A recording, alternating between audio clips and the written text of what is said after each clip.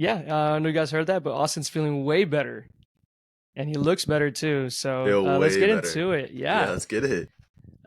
we're back. Austin Oli, a sports podcast, but more importantly, who gives a shit that we're back? Football is back. The NFL is back, full swing. Cowboys are on pace to not give up any points and score a lot of points, and it's probably going to stay like that for a while. Get to that, talk some NFL games, a big chunk of NFL games, college football. It's in the ground running. That was fun, exciting weekend. Rangers might be back, just like UT, I think. Hey, hold on now. Maybe. I'm new to this UT thing, but they say we're back or they're back, whatever. So I think the Rangers are back too. Yeah. And we'll dive into that. Some Rangers, some baseball, a little bit more NFL. But someone here is undefeated in fantasy, and someone here lost. All right. Hey, hold on. I'll let you take it from here. No, all right. Look. I got to defend myself because, Yeah, go ahead. like, how were you supposed to expect that Aaron Rodgers was gonna, blow his Achilles out 4 plays into the game? You should have known that. I guess that's on me. I should have had Zach Wilson or something. I don't know. But yeah, man, unfortunate loss. One game doesn't define you. I'm gonna take the Giants, take a page of the Giants playbook and say, one game doesn't define you. It's the start of a very long season, so I'm not worried about it. I mean, I'm sure I'll wax you later on in the year. So it's, I just got to work the kinks out of the team. That's all it is. Yeah, no, I'll try to explain to the viewers a little bit our situation. I thought it was done and dusted. Yeah, I did too. I thought I had it though. Drop a goose egg, and I had 2 players going into Monday Night Football. I had the kicker and the Jets defense, and obviously Jets defense did pretty well, but I was just like, I don't think I'm gonna do this. I was behind, I think, 15 points. I was like, I need a stinker. It was 15, and then I Rodgers. had Aaron Rodgers coming up, and I felt pretty confident. And I think that if Aaron Rodgers would have played the whole game, I think I would have been all right, because I don't think at the end of the game the Jets would have got that pick 6 to win the game, and it's like the whole deal. So Aaron Rodgers really, really screwed me over. So no, yeah, I was like, I need a miracle right now. Like, I mean, it's fantasy, it's look. Clearly, we did not know that Aaron Rodgers was going to get hurt. But, like, you take your wins when you can. So I'm taking it. I'm running with it. I'm happy.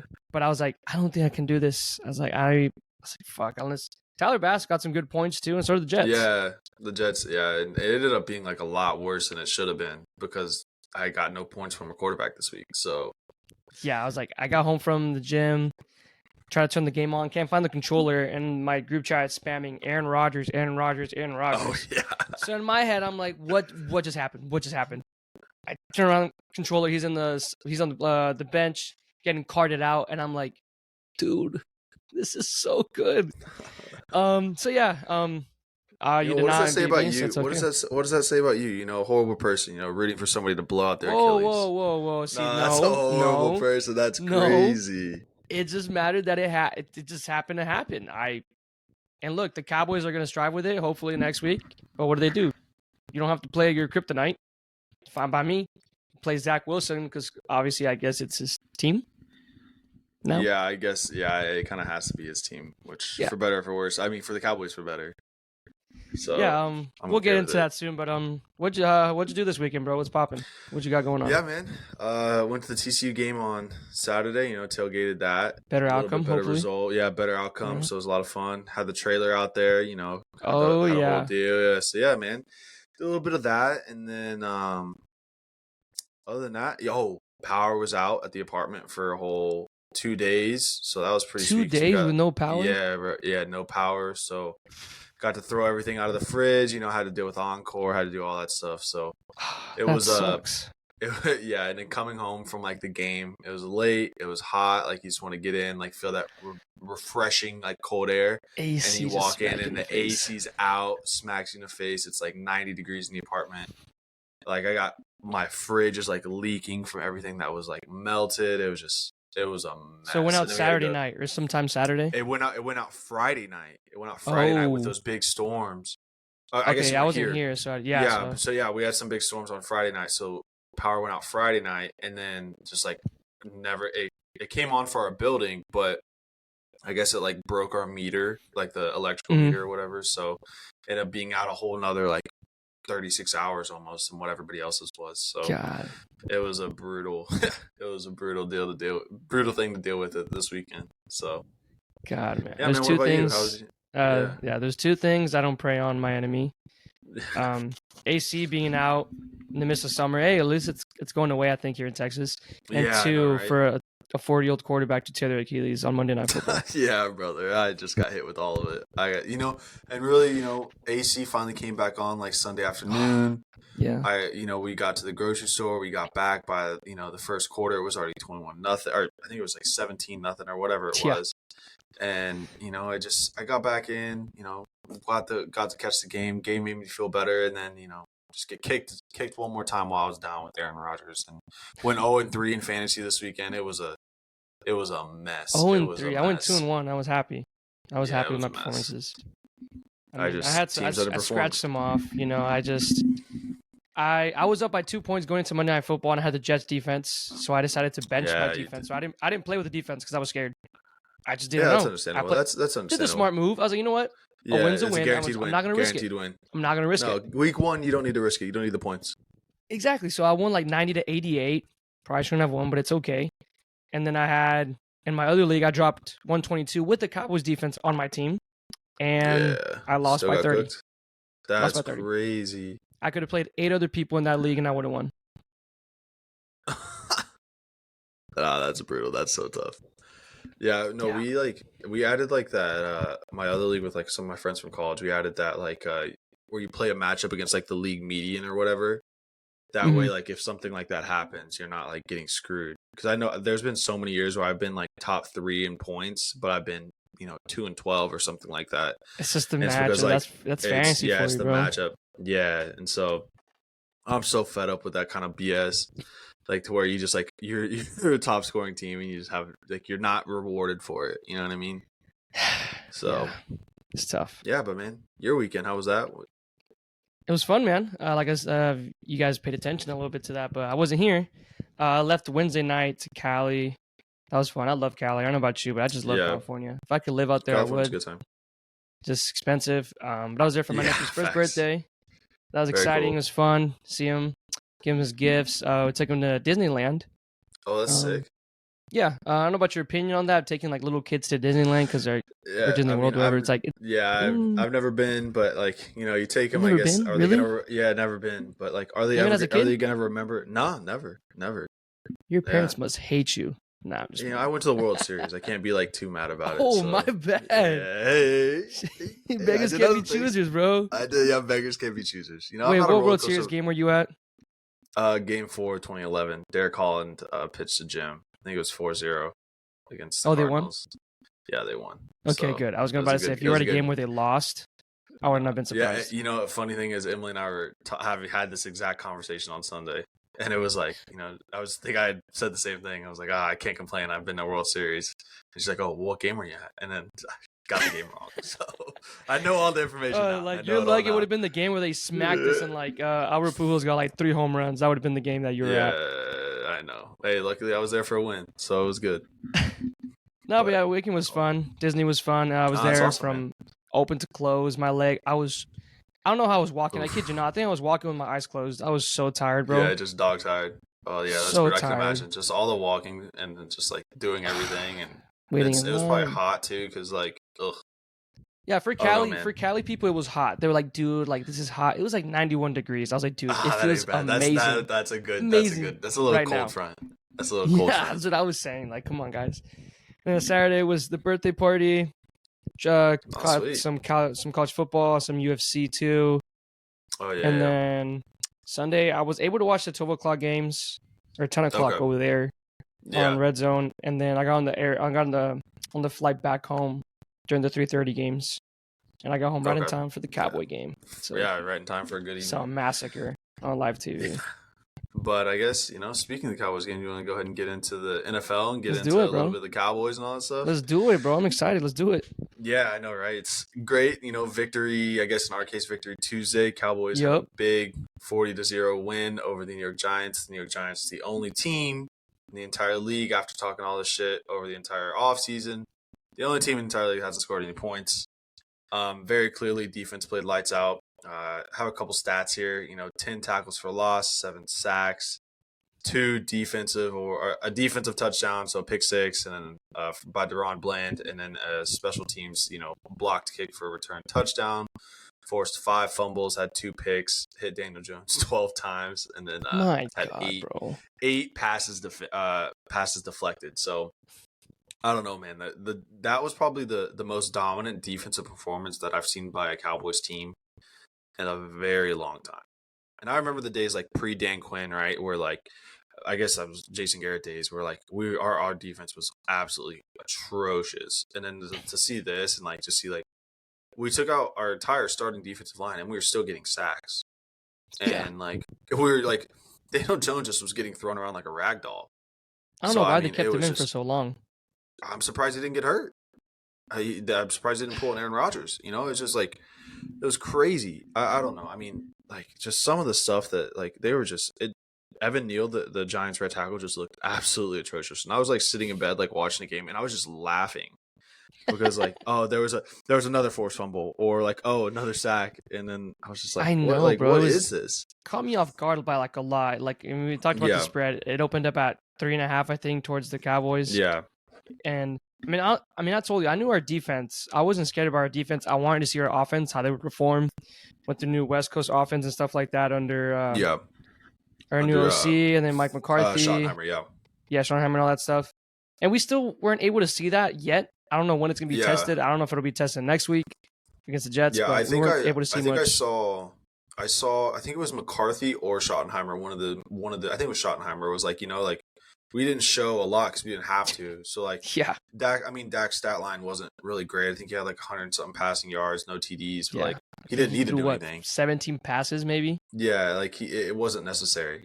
So like whenever our offense like doesn't have to do anything and we still score 40 points, sure, that's fine with me. I mean, I'm not too worried about it in the slightest. And so yeah, I don't know. I was pretty excited by the defense. It was just like it was nice to have that energy, and you can tell like they were excited. Like there was so much. I mean, it's obviously the Cowboys and so much media coverage where people are like, oh, Dak threw another interception in training camp, or the defense is like talking shit to Dak, like Trayvon Diggs and Micah Parsons are like snapping at him in training camp. Like at the end of the day, like it just shows like, oh, it doesn't matter. Like they're one team. Like they were just ready to like actually compete and get after somebody else. Yeah. How glad were the Cowboys that they could play a different team that wasn't their defense? They had to play these guys all summer. Can we even blame Dak for being whatever batter? You couldn't be able to run plays. Like, dude, you got to face Michael Parsons every single snap. Like, dude, you can't even get reps in. You can't even get reps in when you're playing somebody like that. It pisses you off, like in a good way. You could be like, Micah, can you please, like, let's run this play. Go hang out. Let's run this play, please. Don't do anything. Don't do anything. So I bet offense was super excited to play a different team that wasn't the Cowboys defense, and it just shows you how damn good they are. Yeah, no, and I think that we have a special defense. And I think that New York, the Giants they'll be all right. They'll be a good team. I mean, they have talent around them, but I think it shows that there's levels, and there still is levels. And I think the Cowboys are one of those teams that like, I don't want to. I'm not gonna like get too high on a horse. It's week 1. It could have just been, it was a rainy game. It could be a lot, but like this could be a special team. But you got to play a couple more weeks to kind of figure out if this is a special team or not. Offense has to win you a game whenever they need to, and it just shows like on the defensive side can win you a game, and they've proven it already. But you got to keep that up when you play a top tier quarterback like I guess who we're gonna see. I guess really when it comes to the Eagles, right? Like that's when you kind of got to need to see if we can make plays. But yeah, man. One of the people that I really wanted to highlight that I was like really really impressed by, and it felt like he was just always around the ball, was Marquise Bell. He had 8 tackles in the TFL. If you guys don't know who Marquise Bell is, he's an undrafted free agent guy would have been last season. So this is his second year in the NFL. He's from Florida A&M. And he originally was a safety, played safety all throughout college. And then during training camp this year, the Cowboys transitioned him to a linebacker because we were really low on depth in linebackers. And, I don't know what it was, and I'm sure you can. I think you and I kind of talked about it. Like just anywhere the ball was, like he was there, and like you would have never known that he was somebody that like really has never played linebacker and I was just extremely, extremely impressed with the young man and how well he performed. Yeah, led the team in tackles, I'm sure, right? Yeah, I'm pretty sure he led team in tackles. And just to make that kind of impact as an undrafted free agent and to come in and just like basically start. I mean, he was on the field for the majority of the time. Like, it was just a super impressive performance and something that's like it's a lot of promise, and I'm really excited to see kind of where he goes the rest of the season. Yeah, and talking about our new guys, I even Yeah. forgot his last name. The guy we traded Kelvin Joseph with. He's the guy that got the Oh yeah, you got kick, the you got stop, the the blocked yeah field goal, yeah. So I couldn't blocked figure out field how to goal. pronounce Yeah, his name. and he So makes yeah, that down the field block too, where he just keeps going and he leads the blocking to get the touchdown. That's what I yeah. loved from him. It's That just he just didn't and stop. yeah, I really think it was just like a full team performance. Speaking about some of the other new guys, what do you think of like Stephon Gilmore, Brandon Cooks, Mozzie Smith, stuff like that? Yeah, if I'm being honest, I didn't see much of Mozzie Smith. I guess because they really Yeah, weren't running the I really didn't see ball. So like, anything. I really didn't see yeah, anything much either. I don't think he's really going to play a lot. He's still trying to figure it out behind like yeah, Jonathan Hankins and stuff like that. So I didn't really notice much of him. I know I did see Jonathan Hankins and OC Odigizua, I think is how you say yeah. it. I saw him. I Hmm. saw both of them, and they both kind of play, that nose / D tackle position, and I saw them make a lot of plays. So I mean, when they're making plays, you don't have to worry about it. But Mozzie is kind of more that run stuffer kind of type that we didn't really have to see because they didn't really run the ball because they were down so quickly. Yeah. But what about like Stephon Gilmore, Brandon Cooks, anything like that? Oh yeah, Stephon Gilmore. I mean, got the pick. That was Yeah, a great pick by him, just athleticism. And I saw a stat. I think whenever they threw his way, I think he gave up like a 12 QBR. If they yeah, would have just kept throwing his way, that's what he did. Like they were just staying yeah, away from him. I mean, we heard the praise from all the corners and receivers just during mini camp and stuff like that, OTAs, yeah, and they're just like, he knows what I'm gonna do. Like while I'm standing there, before we even snap the ball, he knows what I'm doing. Like his IQ is yeah. just crazy in the game, and like how low we got him for. What it was was it a 5th or 6th round pick?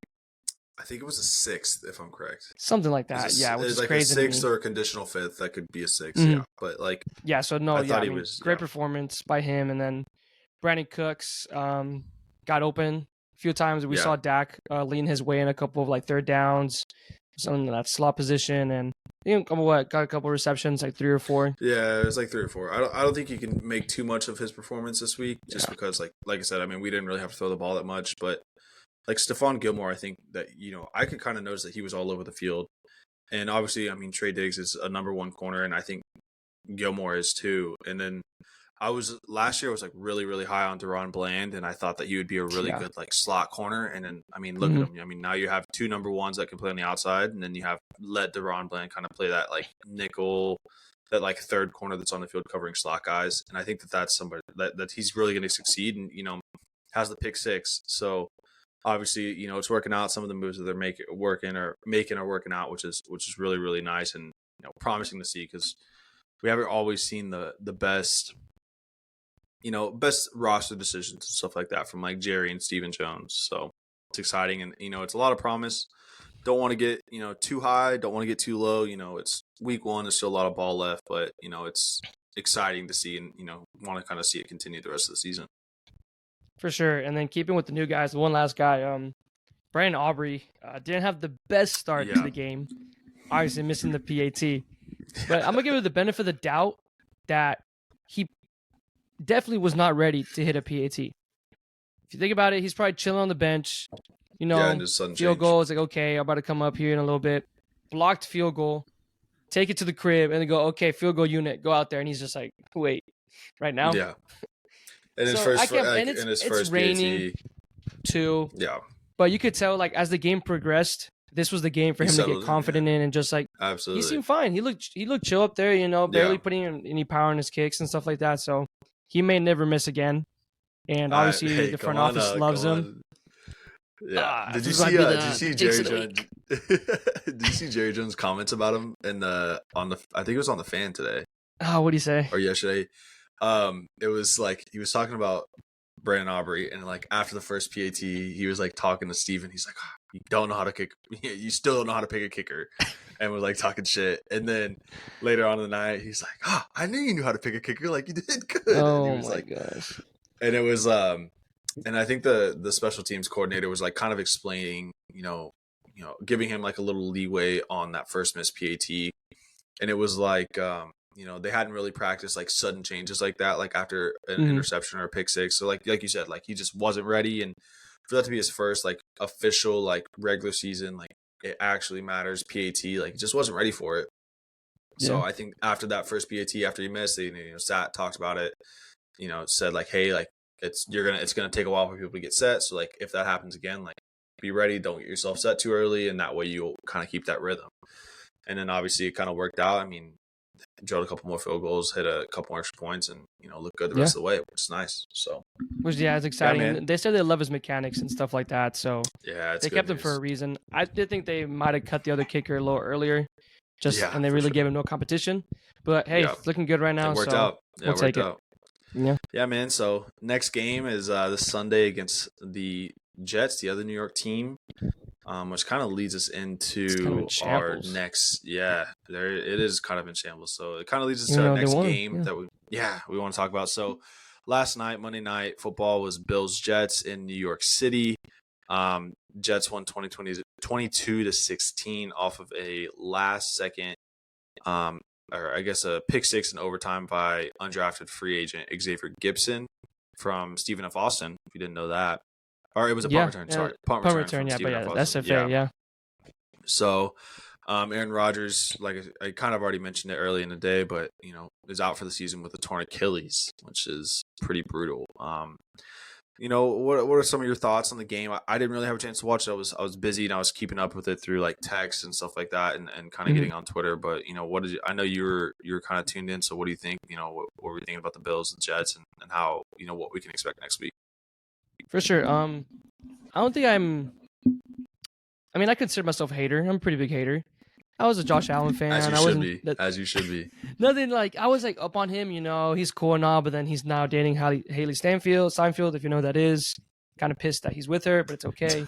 And clearly, it's not working for him. Shambles with the turnover game.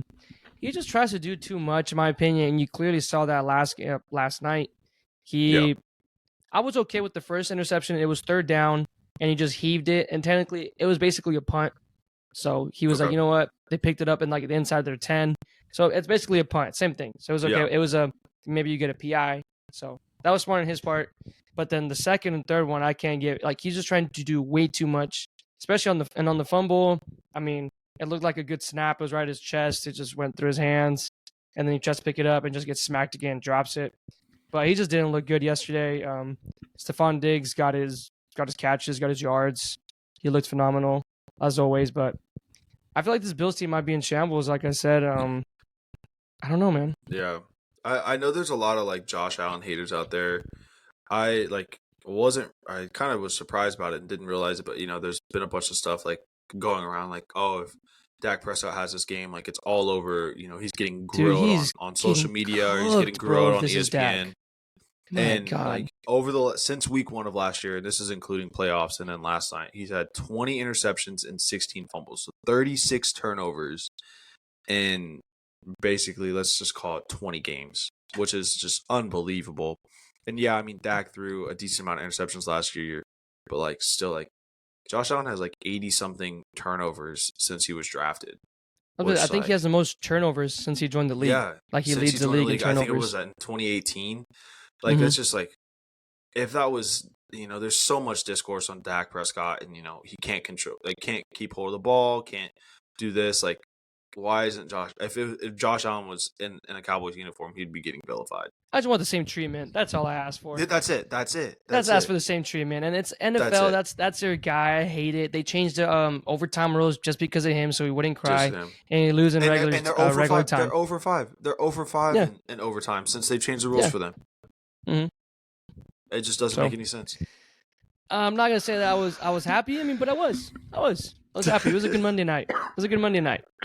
And Diggs, I mean, he wasn't kind of happy throughout the offseason. We clearly saw that. We saw some speculation with the Cowboys being involved, maybe, blah, blah, Come blah. home to Dallas, baby. Come home to Dallas. Come play with your little bro. You were watching him. Come Come home. on. Come on, bro. But that's what I saw in the Jets. No.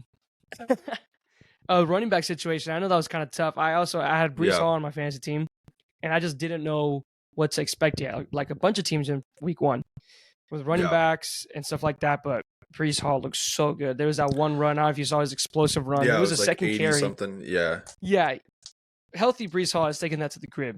But you can clearly tell he's still working there to get 100%. But, God, he looks so good again. And then I love Brees Hall. I loved him. I had him last year. Yeah, and I loved him last year. I was devastated when he tore his ACL. And I was like, that's why I was like, I didn't draft him this year. I was like, he's coming off an ACL. It might take him a little bit to get up to speed. Lo and behold, he just rips Dalvin off Cook an joining 80-yard the team. Yeah, exactly. If Dalvin Cook wasn't there, I would have drafted him. But like, all of a sudden, he rips off an 80-yard run and he's doing all right. Yeah, 2 carries, he was already over 100 yards. Yeah, that was just like last year too. I know I got him just for an investment, like deep there. They even said it like deeper down the stretch. He's definitely going to be our main back whenever we don't want to rush into it, which is beautiful. I love that. Yeah. And then Zach Wilson. I mean, I don't know how I think the Bills lost that game. You can't say the Jets won it. Yeah. If you can understand that statement, the Bills lost that game. Yeah, they lost that game. They get the ball in the first half. Get the ball after OT, so they have the way to win the game, and still can't do that. And Josh Allen looked bad, like I said. I think the Cowboys are going to feast on the Jets next week. We open up as 10.5 favorites. We'll preview that here after these games, but yeah, I mean their O-line didn't look so great. They have former Cowboy Connor McGovern. He was getting cooked, and I saw some holding calls, false starts, whatever, you name it. And he was talking shit about he was talking shit during the offseason about the offensive line coaching at the Cowboys, if I'm correct. And he's like, "Oh yeah, out here, bro. We have ever since I moved to the Jets, no line. Like, okay, dude, yeah. And then I hope we cook them this week. I really do. I hope it's another beatdown, and just keep going. So that's that. I think. A couple other games. I guess one more game that I was kind of interested in that was kind of probably the best game of the week was the Miami-LA Chargers game. Dolphins ended up winning. That was so sad. I did too. I didn't have a chance to see it, but there's a couple points that I want to talk about. Is it was obviously a high-scoring game, and I'm kind of curious if the Dolphins' offense can keep this up. And I think that they did this before Tua had his concussion issues last year. They kind of had something similar where I think it was a shootout with the Ravens where their offense was just clicking, firing all cylinders. Tua yesterday threw for 466 yards, 3 tuds. Tyreek had 200 yards receiving with another 3 tuds. That's insane. Unbelievable stuff. And it's do you think that the Dolphins kind of have the ability to keep this going throughout the entire year? I think they have a really good coach, and I don't know if they can keep it up the entire season. I don't know if Tua is built like that. So, yes and no. So, like you said, in a certain extent, Tua isn't built like that. As in Tua, if he can stay healthy. Yeah. I think if he stays healthy, they can do it. But that's the problem. He wasn't able to stay healthy last year. So, I think it's really going to be based off the health, but I think they can do it.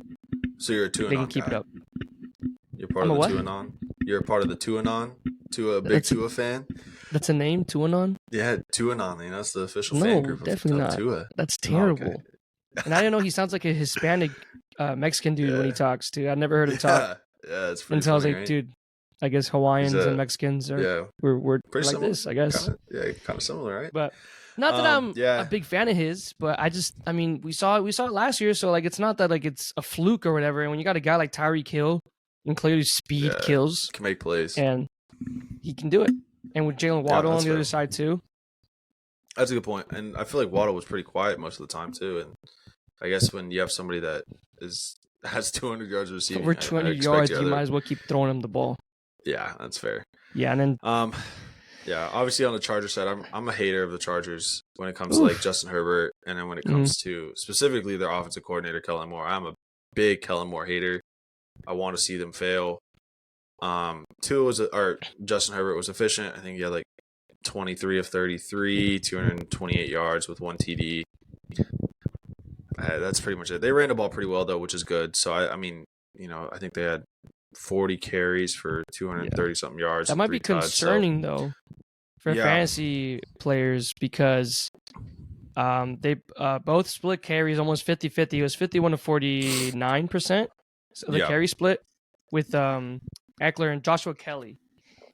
Joshua Kelly was even just as efficient. I don't know if he was. I think it was roughly at 100 yards, but Eckler's gonna be Eckler get the receptions. But they both got like 16 carries, I think. Yeah, that's pretty close to there. So it was like that's kind of concerning as in a fantasy perspective, but I guess shows you that's what the way that Kellen Moore's going. And they also had the final drive of the game to even try to win the game, and they just couldn't do it. Herbert's not built like that. Just like Josh Allen, Herbert's not built like that. He's a fantasy quarterback. Wow. That's about it. Yeah, no, he is. And I think a lot of people there's a difference. A lot of people tend to be like, oh, but in fantasy, dude, but so he's got to be up there, and it's like, you do you, but that's not how I rank my players. That's not how it's gonna be. But yeah, man. Any other games you want to talk about from last week, or do you want to move on to some of the couple games that I picked out that I think are worth watching this weekend? I think that's about it. I mean, obviously there's more games, but let's get to the other games and we'll talk about that. Yeah. So obviously I picked 3 games that I think are pretty must watch. That at least I have a pretty vested interest in. So the first one is Thursday Night Football. I think it's gonna be a good matchup. It's Vikings Eagles. It's a great Thursday night game. Yeah, it's a great Thursday night game. Eagles, played the Patriots pretty close. Hurts kind of choked up the ball kind of towards the end of the game, tried to give the game to the Patriots. Captain Kirk, I want to see if they bounce back after they had a pretty unfortunate loss to the Bucs and Baker Mayfield. I think the spread right now, Baker I texted Mayfield, you this, bro. Yeah, crazy. So it's in Philly. I want to say the spread is like 7.5. It's around 7 right now. 7, yeah. And so one thing that we're going to start doing on our Instagram as a plug is we're going to start kind of putting out some picks, stuff like that, of just kind of what we're thinking for games. And this Thursday night game was one that I was pretty confident on, that I think the Vikings with the points, the 7 points. I think 7 points in NFL is just such a big spread that I think the Vikings are looking good here to cover. I think it'll be close. I think it'll probably be a 3 or 4 point game, maybe let's call it like 28-24 or something like that. Mm-hmm. I think is probably a good shout, but I think that's going to be a very interesting game to watch. The second I think game, so too. Yeah, go ahead. I mean, do you have anything on that game? Yeah, I think so too. I think I'm gonna go opposite on you this one. As bad as the Eagles looked last week, from what I heard, I didn't watch the game, but I just keep hearing that they looked pretty bad. But their defense was pretty good. But I just think that I don't think the Vikings secondary is going to be able to keep up with AJ Brown and Devontae Smith. So I think they're going to pretty good. And on top of that, it's prime Kirk, like you said. It's not pretty good, clearly. But is Thursday considered prime time? You know what I mean? They always usually put the worst game on. Yeah, it's the only game, so I think it's prime time. It's the only game on Thursday. The lights are on, so you can't do it. Yeah, I don't know. We'll see. The lights were not on 12, and he still couldn't do it. Yeah, we'll see. I don't know, man. So I don't know. I'm interested in it. I think it'll be a good game, and I could see it going either way. I could see the Vikings winning the game. Is the thing. I think they need to. They need to win a game. Yeah, going to start 0-3. I think to start 0-2 and then to progress like next week. I think you said next week they play somebody pretty good. They got the Chargers.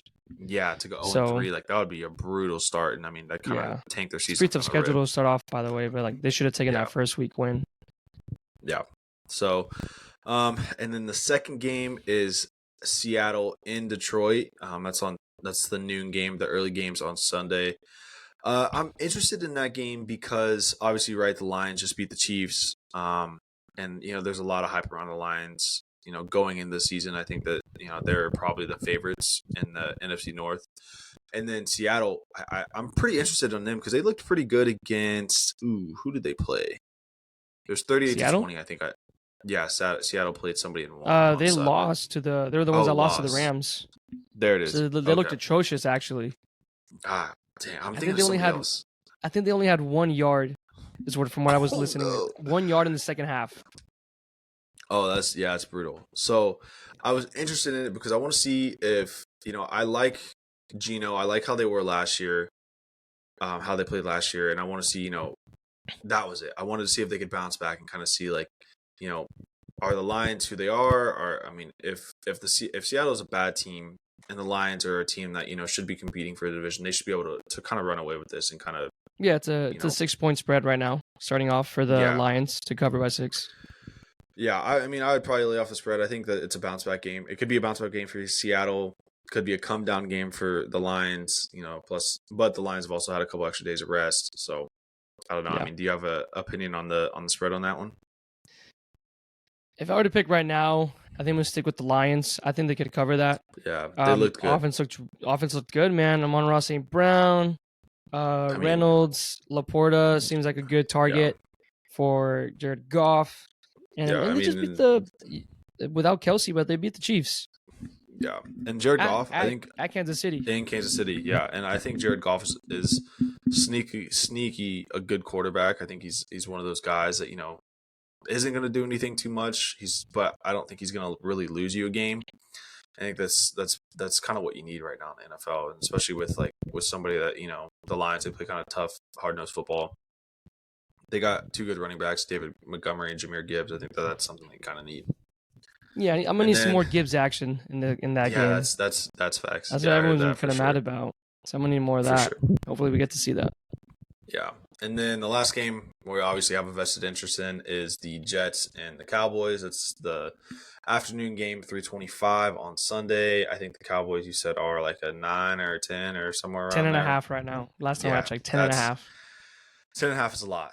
10.5 is a lot. It is. Personally, I am pretty strict about not picking or gambling on a team that I support, so I wouldn't pick this game anyway. But even if I was, I would probably take the Jets plus 10.5, just because that's you got to say that at that point you got to say that the Cowboys are going to win by 2 touchdowns, which very well they could. I mean, if they played like they did last week, but I mean, at the end of the day, it's the Cowboys. So are they going to be consistent 2 weeks in a row? I mean, they haven't proved it in a while. So I mean, that's I'm not scared of the defense being able to perform. I think they should be able to eat. And I don't know if they're good. Hopefully, they don't put too much pressure on the defense to try to score those points like they did last week.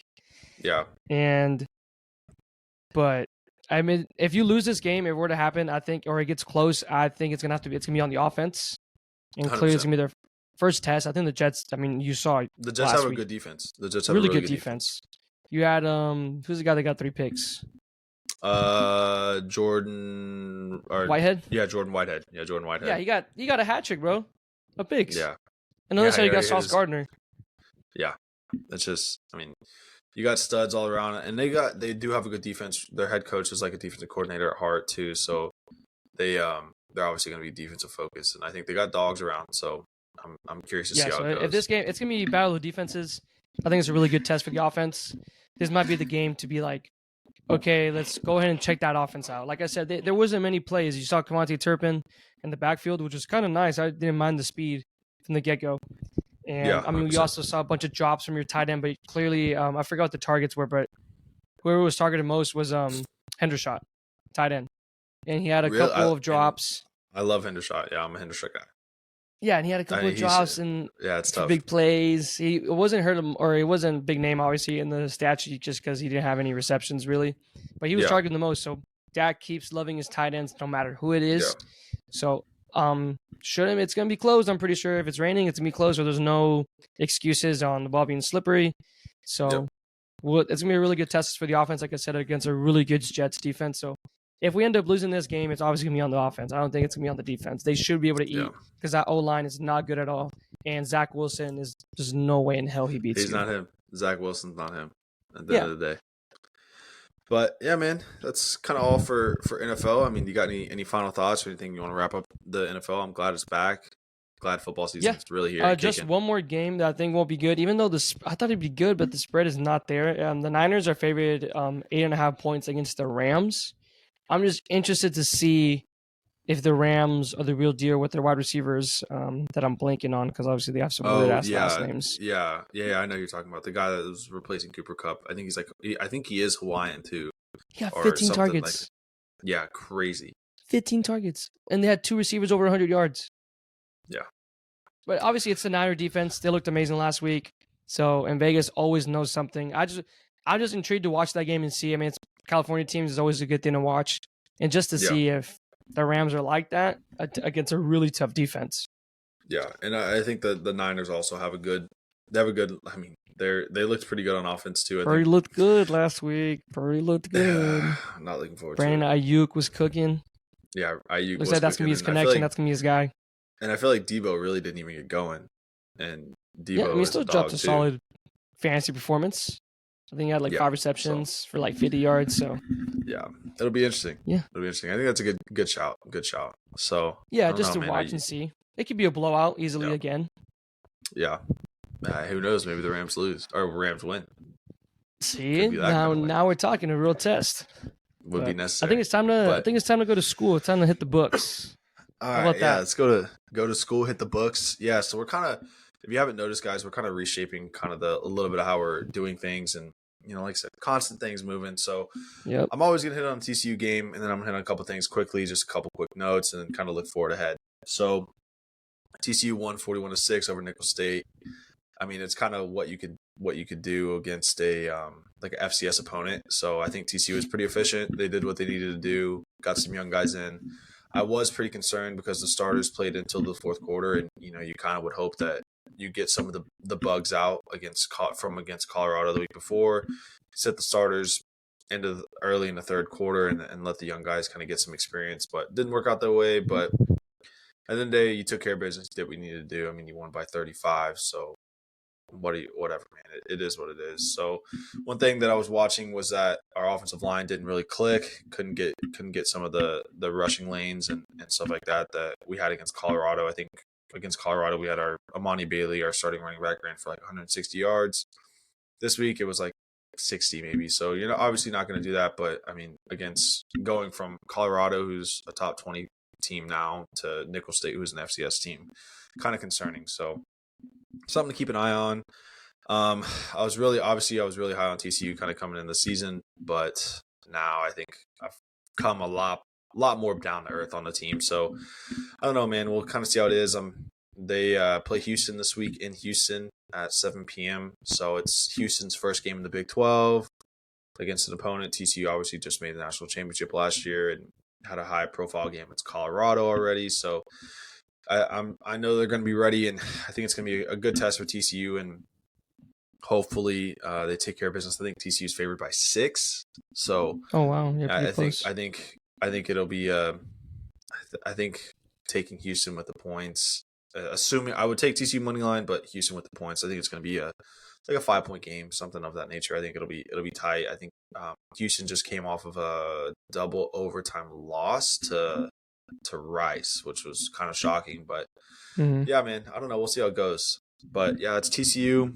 Really nothing too crazy. I mean, not a lot to talk about. It wasn't that. You're not going to make impressive that of a trip game. down there to Houston?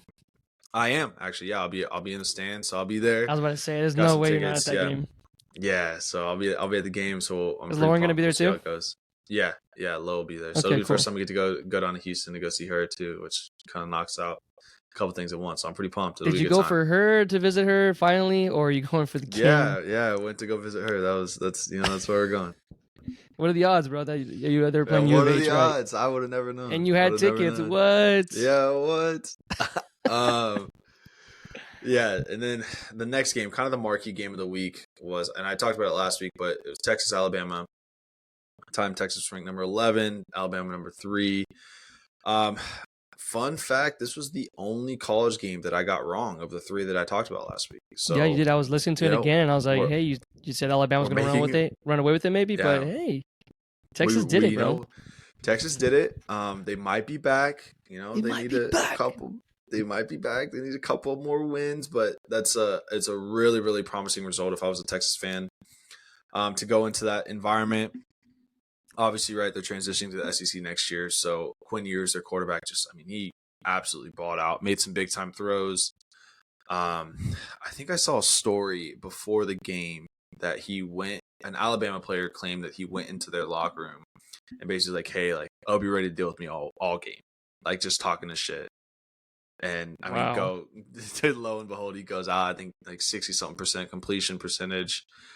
Throws for 350 and 3 tuds with no picks. I mean, Texas has obviously, right, like a reason why people were so high on Texas coming in was that they have athletes all around, and I mean, obviously Texas recruits because they have that big name. But I mean, their receiving core is just ridiculous. Javion Sanders had 115 yards. A.D. Mitchell had 78 yards and 2 tuds. Xavier Worthy had 75 yards and a tud. Like, they have some dogs that are just going to go, and they're gonna make plays when you need them to make plays. And this could be a really, really special season for Texas, and it could finally kind of put them back on the big stage. But they have to prove it is the thing.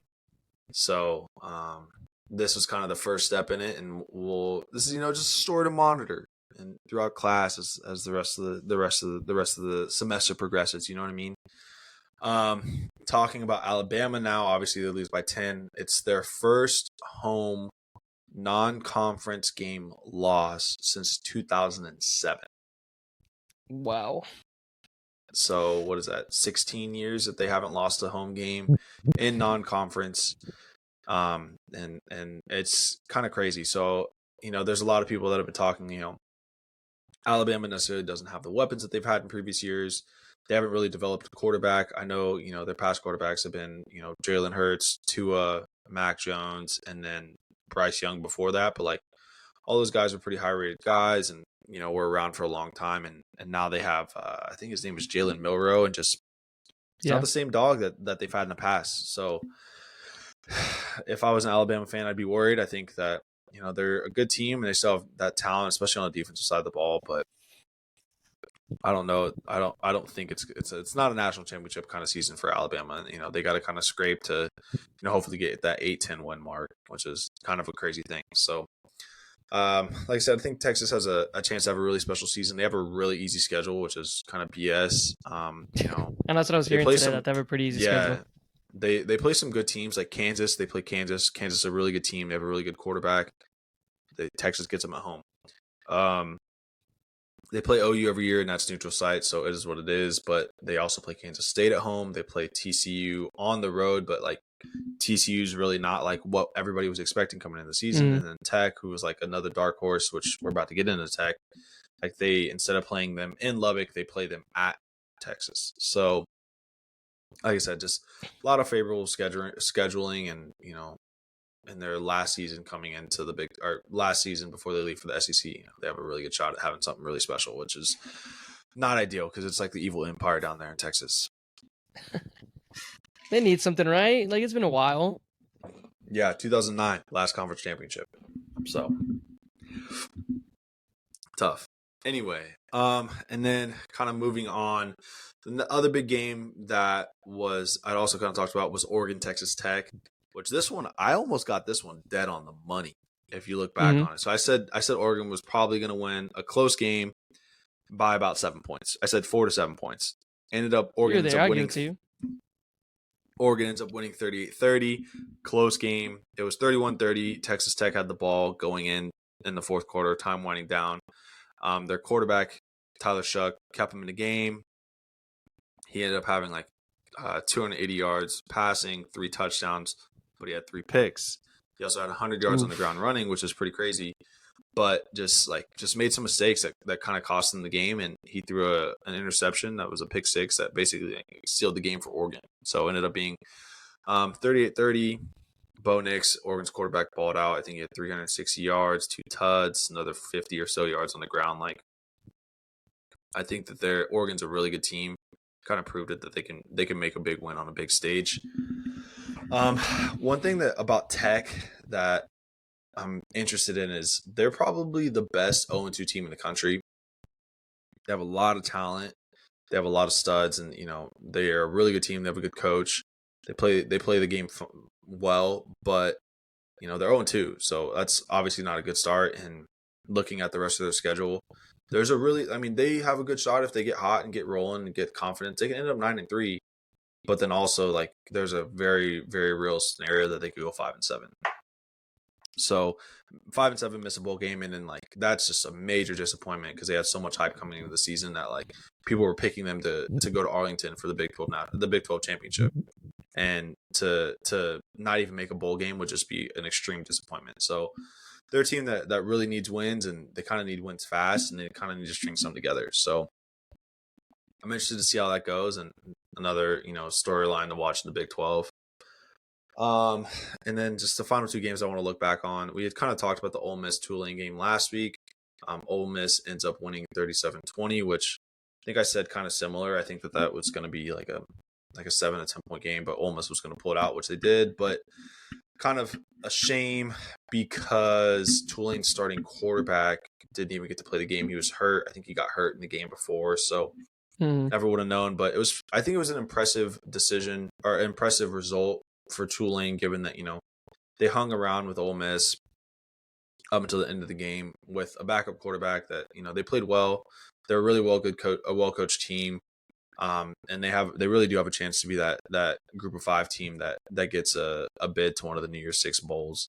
So, and then on Ole Miss's side, they probably should have been a little bit more ahead and just didn't really make a ton of plays until right when they needed to, which is good. I mean, Lane Kiffin's a good coach, but I'm interested to kind of see how they do coming up the rest of the season.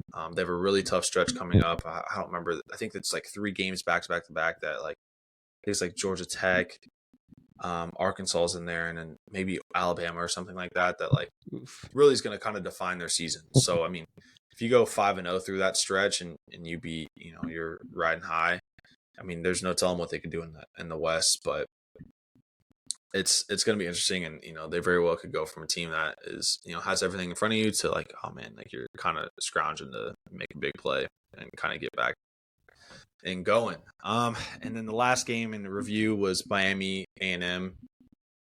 A&M ended up losing by 15 to Miami, and Miami kind of one of those old school powers that might be back. Something to keep an eye on. Their quarterback Tyler Van Dyke, just like crazy stat line, 375 yards, 5 tuds.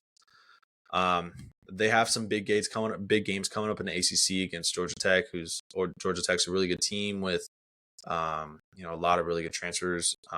North Carolina, which is, they have one of the top 3 quarterback prospects in their team, and then Clemson's a traditional power, so they could be good.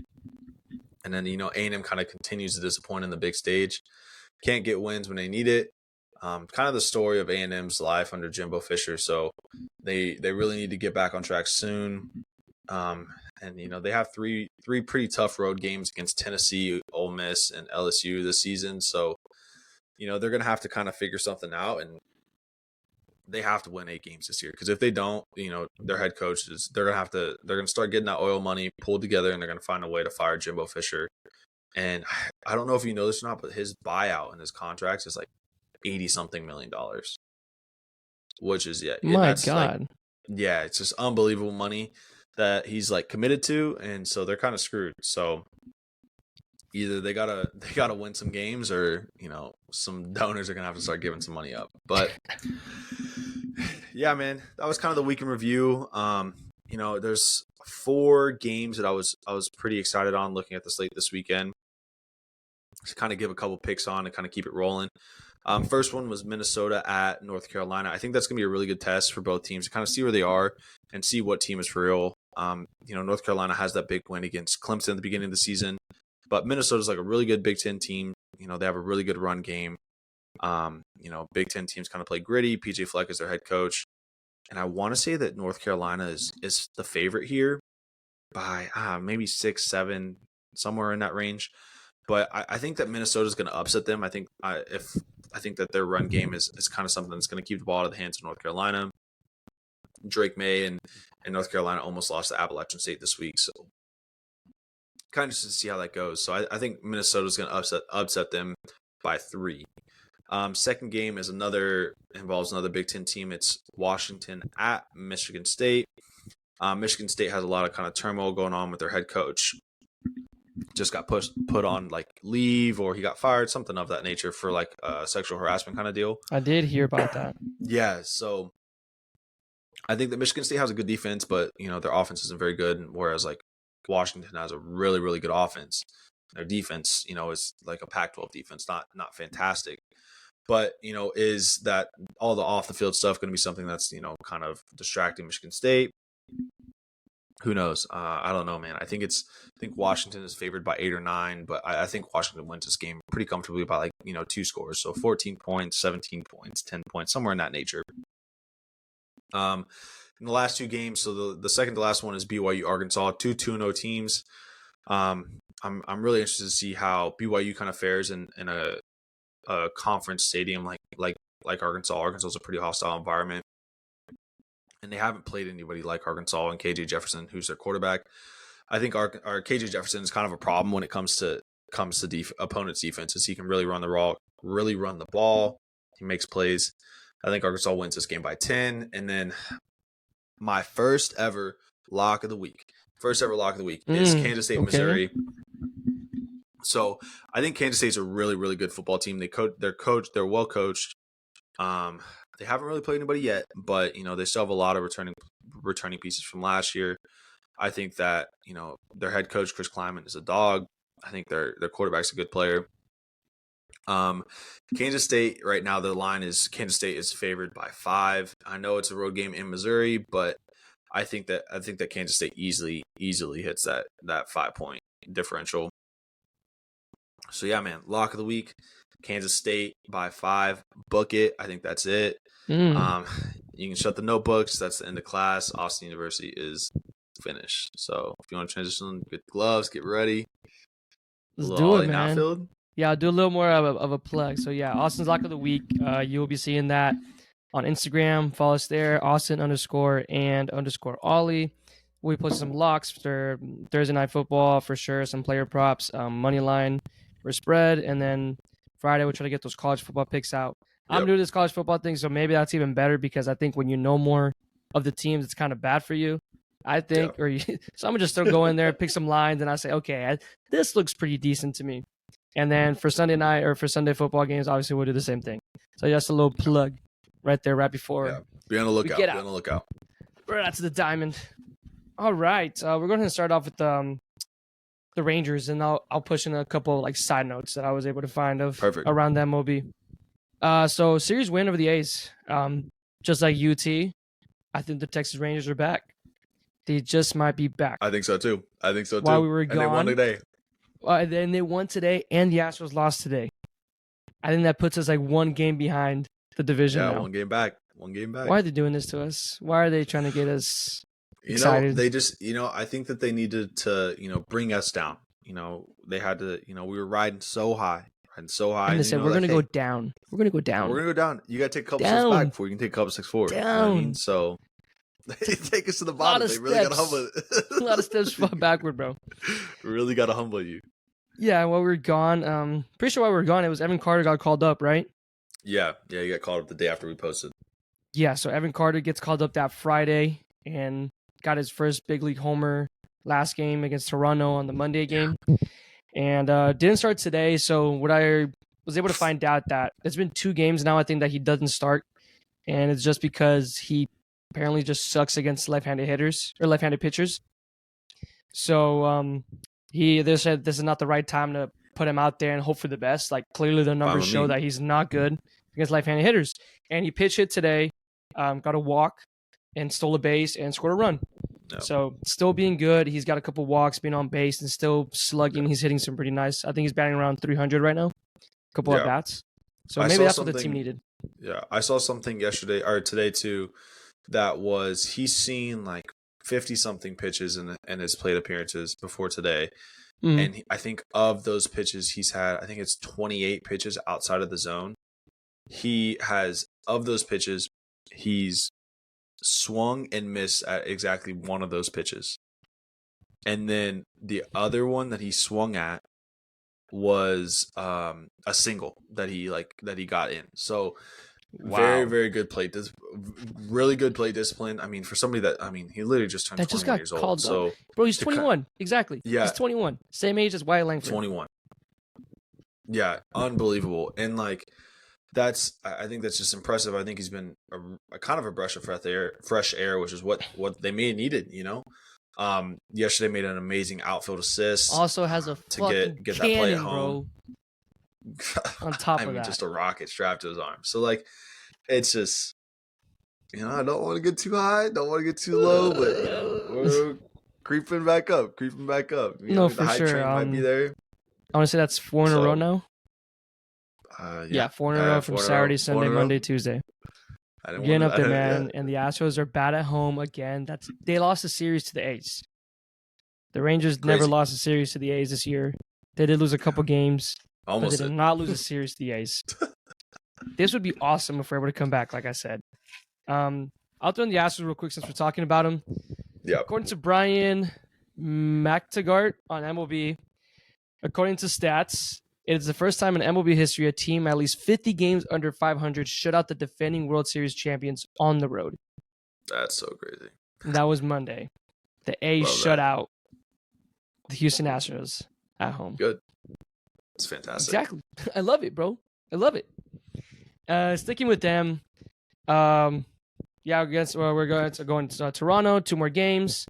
Some bad news. Whenever this is going to be out, obviously they're going to play the Wednesday game, but Max Scherzer did leave early today. He was pitching a gem up into the 6th inning, and he feels some discomfort in his tricep, is from what we're seeing. So all the lip readers out there, he said it's in my tricep, but it says tricep spasms, right? Is what they said? Yeah, is what they said. So, hopefully it's only that. Yeah, he's been fighting through a lot. He's even said it's like, I'm kind of injured right now, but I know I can do it. And maybe that keeps him on a short leash. But also things with pitchers, we saw John Gregg get pulled early.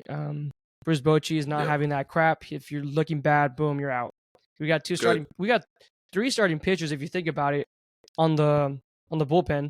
You got Cody Bradford that they've been using for 1-inning situations, but he could definitely pitch longer than that. Martin Perez has been looking pretty good. And Heaney came in that game and got like 6 strikeouts, I think, like almost 3 innings, I think, of relief. Yeah. Something like that. And that's 3 left-handed pitchers, but they have been looking pretty good. So I'm not saying everything is fixed, but the offense has been raking as of late. They scored 10 on Monday.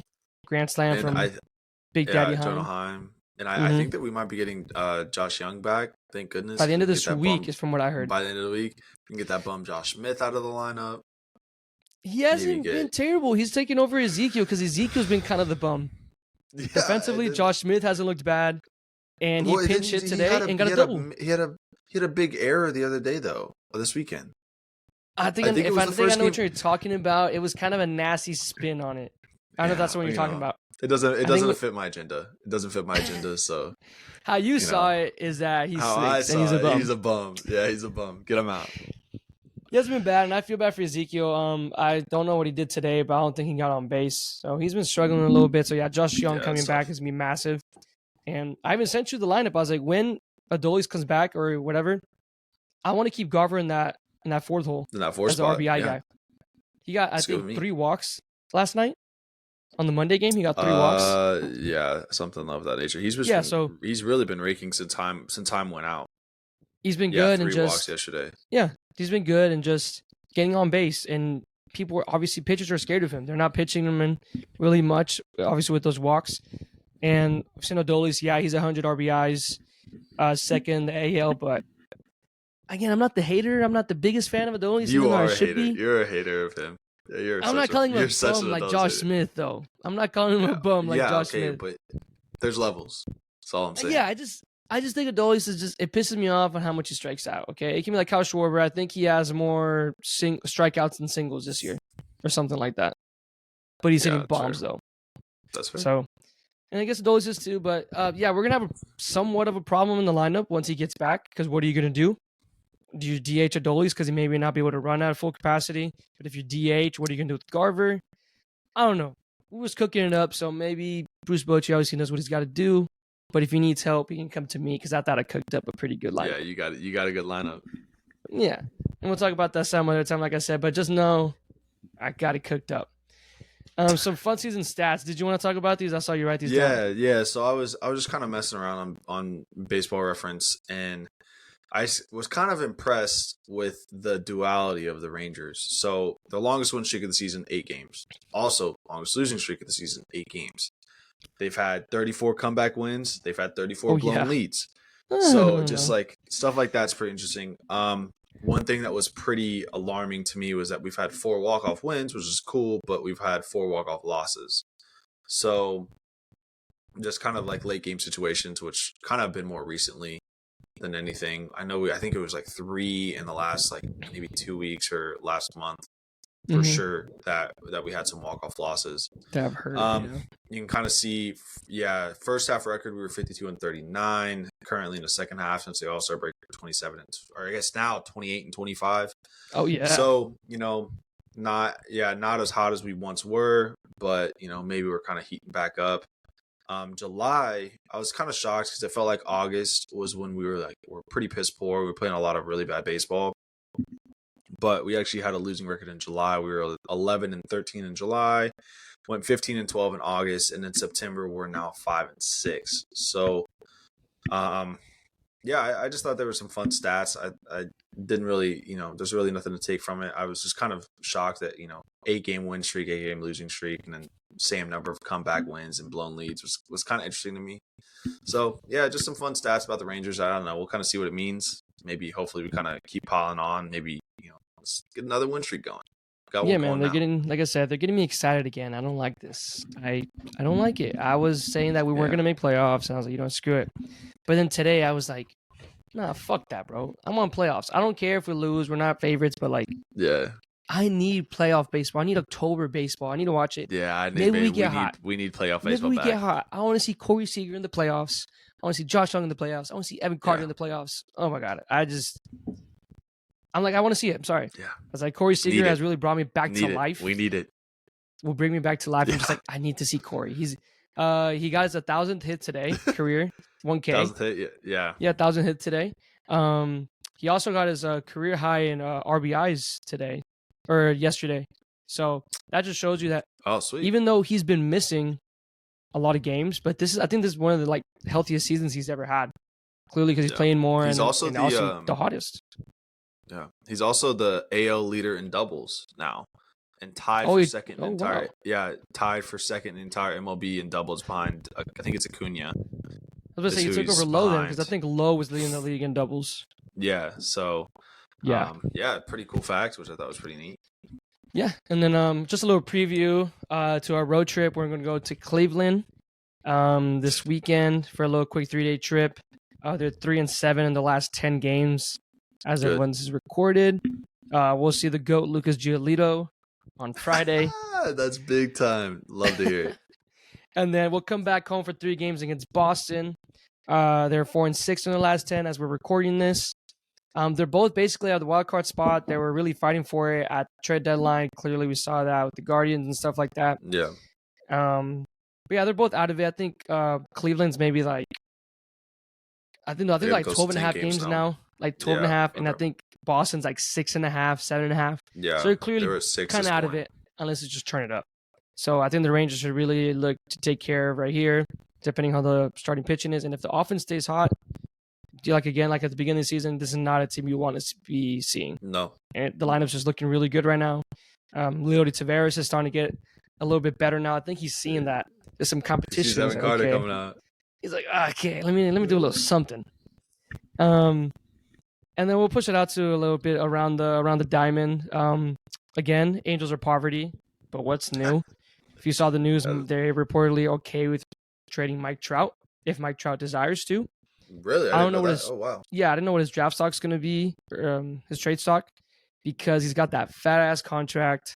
I think 7 more years. So he's like 38. Can't stay healthy. But they said it's like, hey, and also what I heard of, so he can't get traded. He has a no trade clause because of some like MLB like service time if you've been in the league for at least 10 years with the same team or 5 years or something like that. So he has to agree to the trade. Will it come to the Rangers? I don't know. Is there a spot for him? I don't know. My god.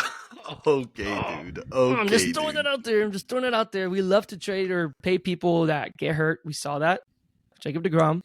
So I'm just saying. Fair. Cy Young has or Chris Young has really done it.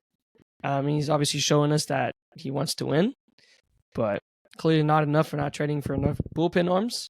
But talking about bullpen arms, Dodgers call up Kyle Hurt. He was the minor league leader in strikeout rate.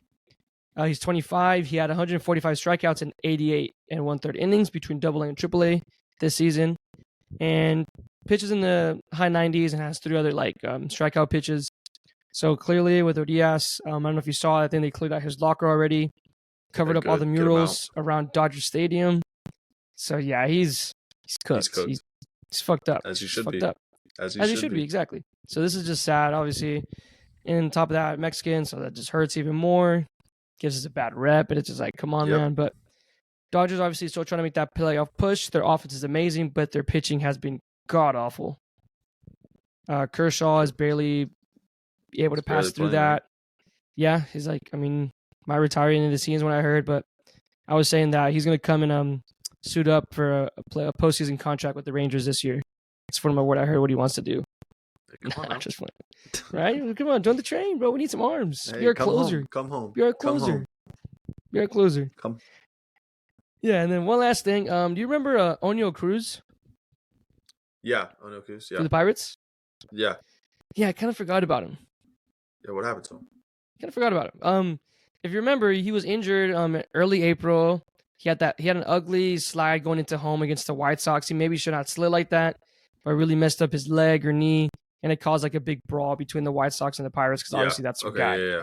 So I totally forgot about him. I feel like when like Ellie De La Cruz came up for the Reds, like they're kind of like the same build, like just like freak athletes, like just I didn't rockets, want to bring Ellie De La Cruz in, but I was like, I think I was mixing up Ellie De La Cruz with Oneil. I was too. Yeah, I completely forgot about him.